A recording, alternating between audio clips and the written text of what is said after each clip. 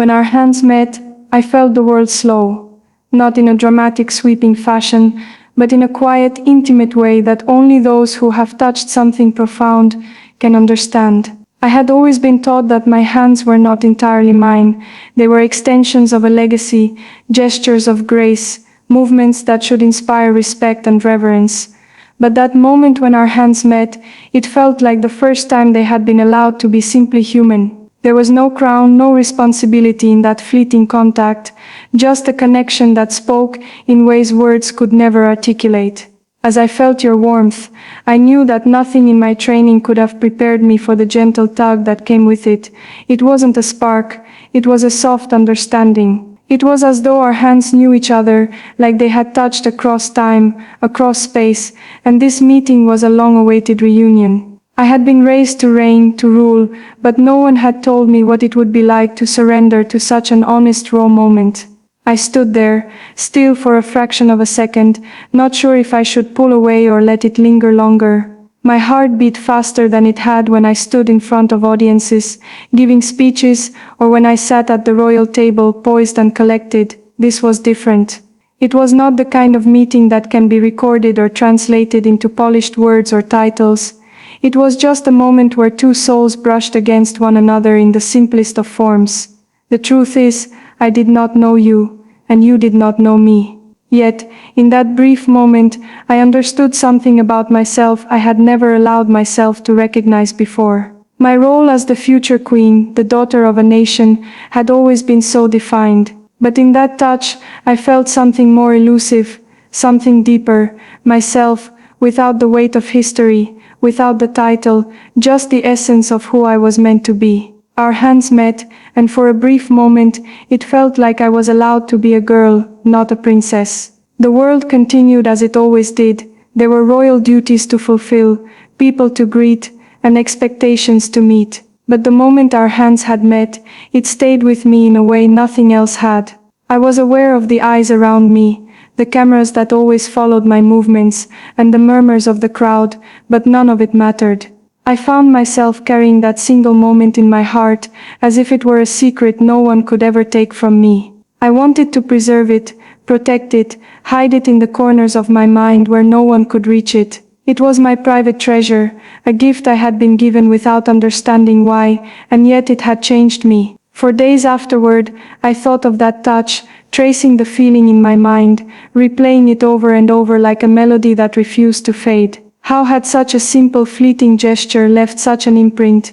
Why did it feel so important? I knew that the answer was not something I could explain, not to anyone, not even to myself. I only knew that my heart beat differently, and I could never go back to being the same person I had been before our hands met. As the days turned into weeks, I could not shake the memory. It came to me in quiet moments, when I was alone, or when I least expected it.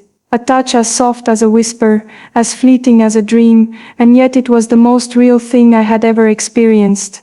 In a life filled with grand gestures, ceremonies and expectations, this brief moment of shared humanity felt like an explosion in my chest. I had been taught to keep my emotions in check, to never let them spill out, to carry my weight as a symbol of something greater. But when our hands met, all the walls I had so carefully constructed around myself crumbled.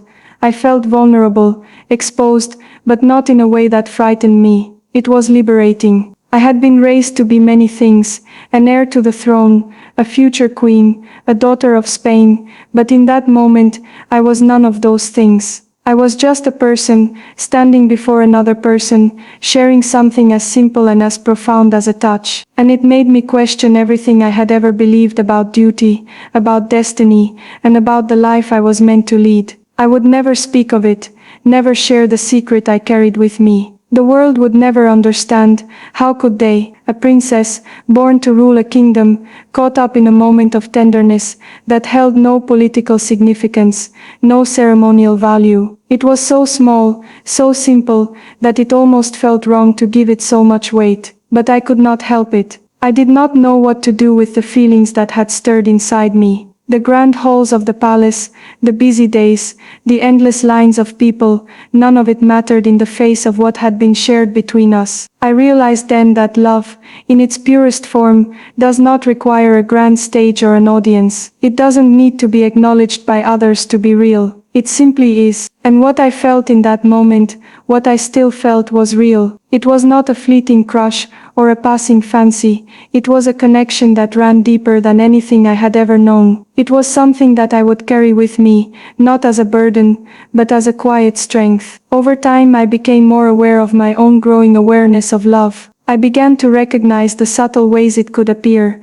how it didn't always need to be loud, or grand, or even spoken. It could be in the way someone looks at you when no one else is watching, or in the way their hand brushes yours, just long enough to leave an imprint. I began to feel the weight of my own emotions, how they flowed beneath the surface, like an undercurrent, threatening to break free. I had always been taught to maintain control, to keep my heart shielded from the world, but when our hands met, something inside me shifted. I began to see the world through different eyes, and in those eyes, I saw love everywhere. Not in the grand gestures, not in the dramatic moments that were made for the public eye, but in the quiet exchanges, the small unspoken touches that held so much more meaning than the loudest declarations ever could. And yet I knew that the world I lived in would not allow such simple things to be. My life, my role, was dictated by the responsibilities of being heir to the throne, and I could not allow myself to be distracted by feelings that had no place in the world of royalty. Still I found myself holding on to the memory, cherishing it in the quietest corners of my heart. It was my secret, my rebellion against a life that often felt so distant from the reality of what it meant to be human. When our hands met, I had been reminded of what I had long forgotten, what it was like to be free, to feel unburdened by the weight of the crown. But I knew I could not allow that freedom to consume me. I could not let it define me. My duty was clear. And yet the memory of that touch, the simple grace of it, would never leave me. It would stay with me, like a soft echo, reminding me of who I could be if only I dared to live without the walls, without the expectations, and without the crown. There are moments when I still think of you, when I still wonder what might have been if things had been different, if the palace walls were not so high, if the path to the throne was not so rigid, if we had met in a different time, in a different world. Would we have shared more than a touch? Would we have spoken more, laughed more, shared more of the life that lay before us? I'll never know, but I'll carry the memory of that brief moment forever. And in carrying it, I know that I am not just the future Queen of Spain. I am something more, something that no title can define, no crown can contain. I am a person who has loved, even if only for a moment, and that is something that can never be taken from me. As I prepare to step into the role I was born to fulfill, I often think back on the lessons I've learned, lessons not from the books or from the tutors who shaped my future, but from the moments when I allowed myself to feel, to be vulnerable, to experience something beyond duty. When our hands met, it was not just the crossing of skin, but the crossing of lives, of possibilities, of futures that might never be realized. And yet that moment remains. It is a thread woven into the fabric of my being, something that has shaped me as much as any royal edict, as much as any decree from the court. Love in its simplest form has touched me, and I will never forget it. As I continue to walk the path laid before me, I will carry the memory of that touch with me, tucked away like a secret treasure, knowing that even in a life filled with rules and responsibilities, there are moments of freedom, moments when our hands meet, and everything else falls away. In those moments we are simply human, and that is something I will always hold close, something that will guide me as I step into my future. Because when our hands met, I learned what it means to be alive, to love, and to carry that love. And it is only remembered in the quiet spaces between royal duties and the weight of a crown.